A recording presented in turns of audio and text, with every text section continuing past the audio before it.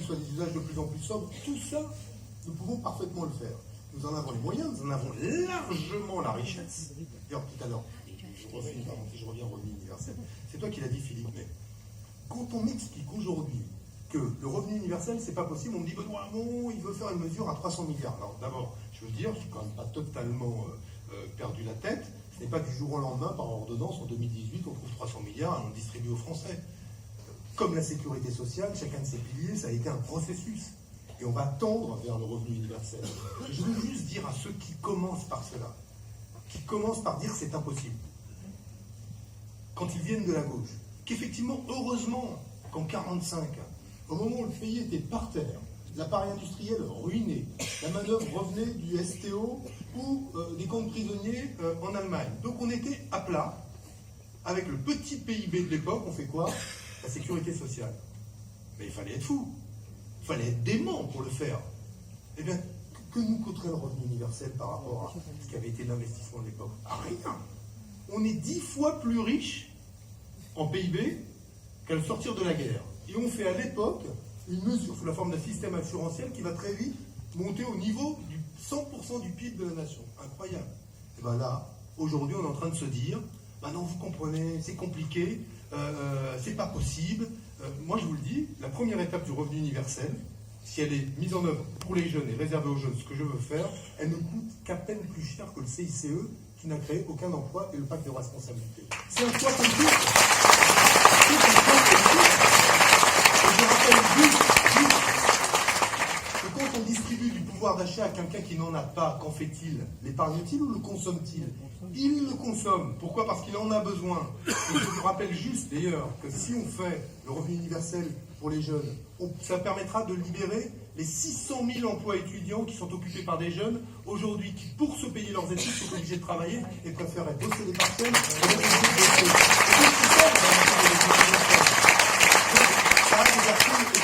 Je ferme la parenthèse, je voulais le dire sur ça. Je trouve incroyable que des copains, en plus je les connais bien, me disent ah non c'est pas possible Benoît, tu te rends compte, c'est trop cher. Et je dis mais on est quoi là, séminaire de la Cour des comptes où on commence maintenant toujours un débat politique par combien ça coûte et pas ce que l'on veut. Moi je dis ce que je veux, je me préoccupe de combien ça coûte, je me préoccupe donc sur le chemin vers ce que l'on veut, de construire une stratégie en termes de prélèvement, d'impôts, de redistribution. Pour être clair, la solidarité, elle doit être payée par qui? Par ceux qui ont, par exemple, le patrimoine le plus important. Je pense au patrimoine financier et immobilier. Aujourd'hui, les principales inégalités sont pas sur le revenu, ce sont des inégalités de patrimoine. Et on constate quoi? On constate que aujourd'hui, 50% du patrimoine est la propriété en France de 10% de la population. Première chose. Et quand je dis que je mettrai à contribution le patrimoine de ceux-là, je n'oublie pas ce que j'ai évoqué tout à l'heure. C'est que si mon portique a remplacé ma caissière, est-il normal que le portique ne paye aucun impôt et ne contribue pas à la protection sociale? Non. Eh bien moi, quand je me souviens, je fais l'émission politique avec David Pujadas, grand économiste, c'est bien connu, et qui me dit Monsieur Hamon, c'est iconoclaste. Iconoclaste, qu'est-ce qui est iconoclaste? Henri Emmanuelli, il y a déjà des années de cela, je m'en souviens, disait dans une entreprise, les cotisations sociales ne doivent plus être payées en fonction des salaires, c'est-à-dire du nombre de travailleurs, mais de la valeur ajoutée, c'est-à-dire toute la richesse de l'entreprise. Donc oui, les portiques paieront. Et moi, je me réjouis de dire, et j'assume totalement, que là où le robot se substitue à un emploi peu ou pas qualifié, une entreprise économise un salaire, elle économise des cotisations pour ce salarié, oui, ce robot, parce qu'il crée, ou cet automate, parce qu'il crée de la richesse, eh bien, et une richesse supérieure parfois aux salariés, doit être mis à contribution pour financer la protection sociale des hommes, sauf à ce qu'on s'intéresse au bonheur des robots, ce qui quand même, en tout cas dans la hiérarchie de mes priorités, pas tout à fait.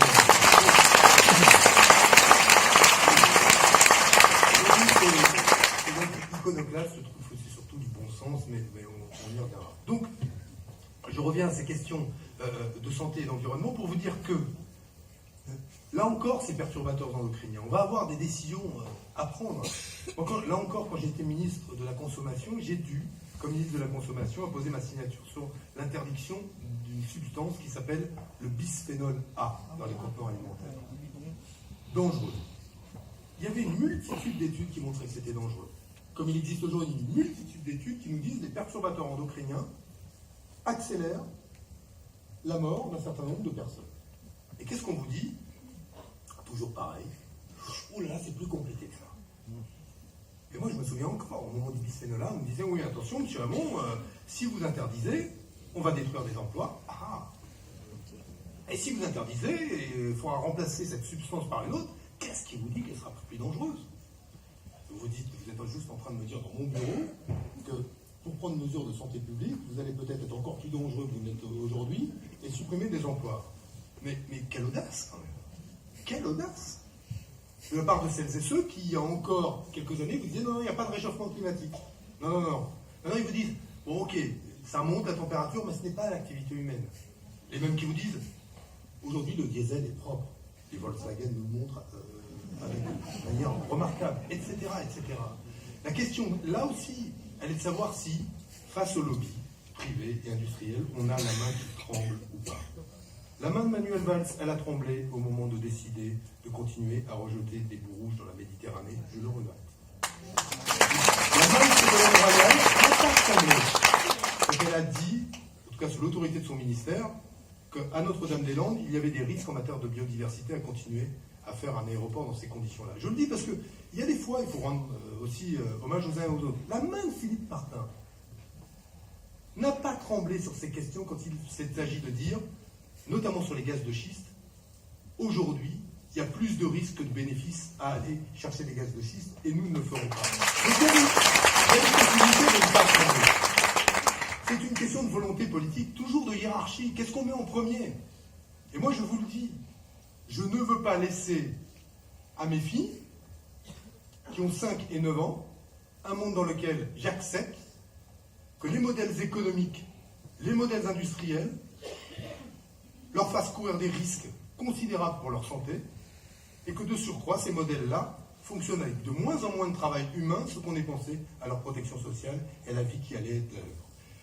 En fait, je vous dirais presque que ma démarche pourrait presque être un peu égoïste, de penser à mes enfants, aux enfants de mes enfants, mais au fond, je veux vous en faire l'aveu, c'est ce moteur-là, celui du monde qu'on va laisser à nos enfants, qui a été pour moi le plus décisif dans le choix politique qui m'amène à être devant vous aujourd'hui. Alors, une fois que j'ai dit ça, je voudrais vous raconter cette anecdote, parce que c'est une élection présidentielle, je la raconte souvent, mais je ne peux pas m'empêcher.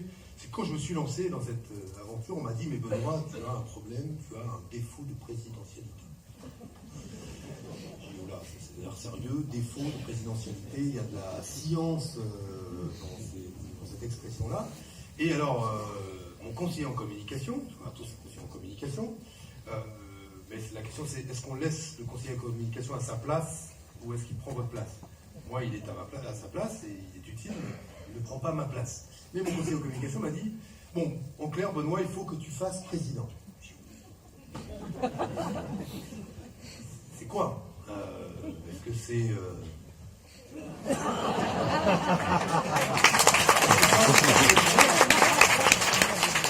c'est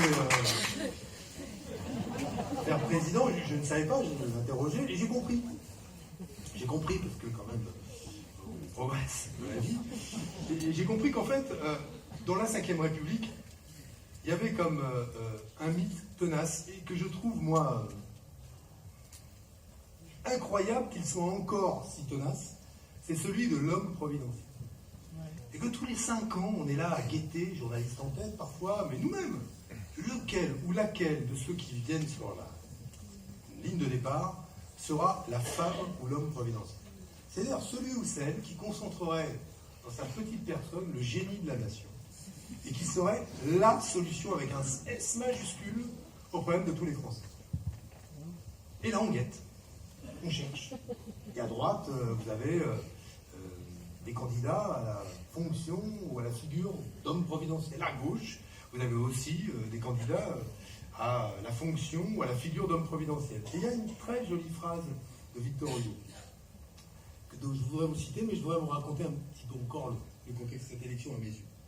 Et ce qui me frappe, c'est quand on cherche à ressembler à l'homme providentiel à droite, c'est qu'on essaie de se rapprocher de la figure la plus proche du caractère providentiel de Gaulle. À gauche, de la figure la plus proche de l'homme providentiel Mitterrand. Et vous avez, à gauche comme à droite, et regardez, même parfois dans des autrement. Moi je dis ça, je dis rien. Mais on voit qu'il y a une tentation de mimer. Et il y a une très jolie phrase de Victor Hugo, je vous dis, qui dit « Un lion qui imite un lion est un singe ». Et moi, je ne participerai pas au concours de grimaces. Je n'ai envie de ressembler à personne. J'ai envie de changer la providence parce que, je le dis, et j'ai essayé de le dire tout à l'heure, mon projet repose sur de l'intelligence collective. Pas davantage la mienne que celle des femmes et des hommes que j'ai croisés, que je croise encore, et avec lesquels nous avons construit des réponses sur la transition écologique, sur le revenu universel et donc la protection sociale du XXIe siècle, sur la question de la démocratie, la 6e République, sur la question d'une République bienveillante, de quelle façon aujourd'hui, à nouveau, se rappeler que la laïcité, c'est quoi? C'est le principe selon lequel, eh bien, on autorise, c'est le premier principe, la liberté de conscience, on la garantit. Et quand on le fait, je termine, c'est la garantie de croire et de ne pas croire. C'est de mettre à distance toutes celles et ceux qui, au nom de leur croyance, veulent décider pour nous tous, mais ce n'est pas d'interdire de croire, même si, en parlant de liberté de conscience, on la place dans la sphère privée, c'est le fait d'autoriser et d'organiser la coexistence des uns et des autres. Là encore, ayons, dans ce domaine-là, une approche des grands principes de la République qui soit une approche bienveillante, et moi je me refuse à rentrer en guerre, glaive en tête, contre les uns ou les autres, ou contre une religion en particulier, au motif qu'une partie de ceux qui se réclament de cette religion, parce qu'ils l'ont dévoyé, aujourd'hui, se livrent au terrorisme le plus abject. Alors, c'est aussi pour ça que je suis là. C'est que je suis profondément laïque, et je me rappelle qu'Aristide Briand, quand il fait la loi de 1905, et de chaque côté qui? Les religieux qui voulaient faire de leur religion la loi. Ceux qui disaient il faut abattre toutes les religions. Et il fait la loi de 1905. Et il dit même au terme de débat de la loi de 1905, si elle doit être interprétée, cette loi, qu'elle le soit dans le sens le plus libéral, de façon à ce qu'elle garantisse toujours la liberté de conscience, la liberté donc de croire et de ne pas croire, servie par un engagement, la neutralité de l'État. Et je crois que dans ces domaines-là, il faut, quand on a un bien aussi précieux qui nous est laissé, qui nous a permis de vivre ensemble pendant des décennies, il faut le chérir, ce bien-là. Et surtout pas se livrer à des interprétations qui sont des interprétations qui relèvent du dévoiement du contrat laïque plutôt que de sa juste interprétation. Je le dis parce que moi je suis, et là aussi c'est une grande fierté, un farouche depuis que je suis très jeune, défenseur de l'égalité femmes-hommes, et ce qui me vaut d'avoir mon comité de soutien, personnalité dont je remercie encore qu'elle soit à mes côtés, Yvette Roudy, qui a accepté de me soutenir. Et le titre de l'égalité femmes-hommes est une question centrale. Je le dis, je pense qu'il n'est plus possible pour nous de rester à constater sans réponse politique nouvelle, voir se développer le sexisme, donc le rejet des femmes, ou en tout cas la domination par les hommes des femmes, le racisme sous toutes ses formes, l'antisémitisme, l'intolérance, l'islamophobie, sans que nous mettions en place de politiques nouvelles. Et une des mesures que je défends est une mesure qui n'est pas, on va dire, une innovation considérable, mais nous amène à prendre le problème à bras-le-corps. Je suis frappé de voir qu'aujourd'hui, si on est victime de sexisme, de harcèlement, c'est toujours en tant que victime qu'on est obligé de se tourner contre le coupable, le cas échéant de porter plainte, et qu'en réalité, il n'y a pas beaucoup d'autres moyens que cela. Alors on peut, pardon, comme je suis enrhumé, si vous pouvez me donner une mouchoir, c'est la fin de la campagne, j'ai été faire un tour à Nancy à moins 15. Merci.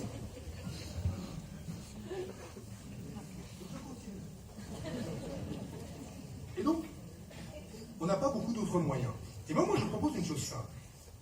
Je propose que, sur le même modèle que l'inspection du travail, le fisc ou la répression des fraudes, nous disposions d'une administration de contrôle qui, prenons l'exemple de la répression des fraudes, amène des fonctionnaires à tester, sous la forme de clients mystères, comme le fait la répression des fraudes, où des agents finalement décident d'être de faux clients, de vérifier si des cafés sont interdits aux femmes, des logements sont interdits aux noirs, les entreprises sont des entreprises qui discriminent à l'embauche, de façon à ce que quand ces discriminations sont constatées, on dresse un procès verbal. si ce procès-verbal n'est pas respecté, eh bien on fait la même chose que ce qu'on fait avec la répression des fraudes, on ferme les établissements, fermeture administrative, au motif qu'il existe des discriminations.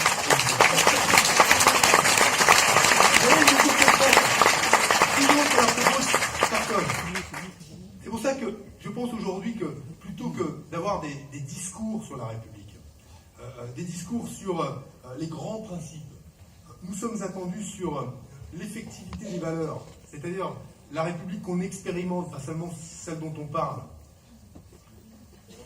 Sinon, on en arrivera à cette phrase, je crois qu'elle est celle de Paul Valéry, qui disait « Il y a des mots qui parfois chantent plus qu'ils ne parlent. La musique est jolie, mais ils ne me parlent pas parce que je n'en fais pas l'expérience. Parce que je n'expérimente pas assez la liberté, que je vis la contrainte, que je n'expérimente pas la fraternité, je vis la discrimination, que je n'expérimente pas l'égalité, je vis l'inégalité. » C'est là-dessus que nous sommes attendus. Ça commencera par l'école. Alors je vais dire juste un mot sur l'école, puis après je m'acheminerai, je ne veux pas être trop long, vers ma conclusion. À mes yeux, le principal défaut de l'éducation nationale, de l'école aujourd'hui, c'est que non seulement elle ne parvient pas assez efficacement à lutter contre les inégalités sociales, mais parfois elle les renforce par des inégalités scolaires, à travers les modes d'évaluation, ce qu'on appelle le tri par l'échec, la manière dont on est orienté en fin de troisième, la réalité jusqu'ici, ça s'est amélioré, des apprentissages en fin de primaire, l'orientation post-bac, bref. Pour toutes ces raisons, nous avons un système éducatif qui a continué pendant des années, pendant des décennies, à trier des générations par l'échec. Et ce qui nous amène, j'en suis malheureux, ça n'a rien à voir avec les profs, qui n'appliquent que les programmes qu'on leur donne, et qui mettent en œuvre des pédagogies pour faire en sorte que ces programmes soient maîtrisés par leurs élèves. Mais nous avons, nous, l'école française, nous nous distinguons dans les classements internationaux, alors on peut les contester, sauf qu'ils ont, pour certains aspects, ils sont cruels.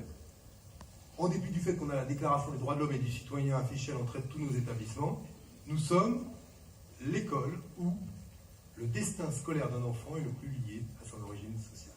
Exactement. Vous savez, quand vous êtes enfant et qu'on vous dit en faisant une fiche, dites-moi ce que font vos parents, on pourrait presque croire que ça sert à savoir ce que les enfants vont devenir après. Parce qu'en regardant ce que font les parents,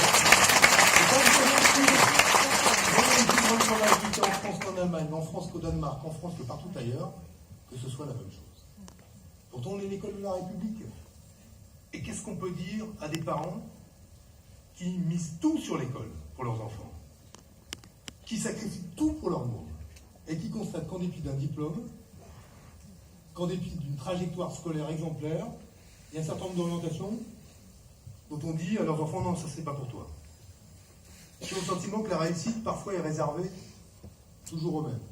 Ou que quand ils ont un diplôme, qu'ils l'ont eu, accompagné par des profs, des équipes éducatives, ce diplôme ne leur permet pas d'avoir le même emploi que celui qui est à côté, peut-être pas exactement la même couleur de peau, la même religion et la même adresse, mais le même diplôme, et qui a le job bien plus tôt que lui, en ayant fait 3 entretiens quand lui devra passer par 30, 40 ou 50 entretiens. Comment on fait? Et moi je vous dis, parmi les mesures qu'il faudra prendre, une des clés, ce sera la mixité sociale. La mixité scolaire et la mixité sociale. Et, je vais vous dire, je ne suis pas sûr que ça fasse plaisir à tout le monde, cela suppose, à mes yeux, 2 engagements. Le premier, c'est de revoir dans le secteur public le fonctionnement de la carte scolaire telle qu'elle fonctionne aujourd'hui. Et le second, ce sera d'ouvrir une discussion avec le secteur privé, de façon à ce que, lui aussi, en contrepartie de l'effort qui est fait par la nation, pour qu'il contribue au service public d'éducation par le fait de payer les profs, que lui aussi, eh bien, intègre un certain nombre de critères de mixité sociale dans le choix des élèves, sans quoi nous n'y arriverons pas. Sans quoi il y aura toujours du fonctionnement. Sans quoi nous ne parviendrons pas à construire une politique de mixité sociale. Je ne parle pas d'une école unique, laïque et obligatoire, qu'on soit clair.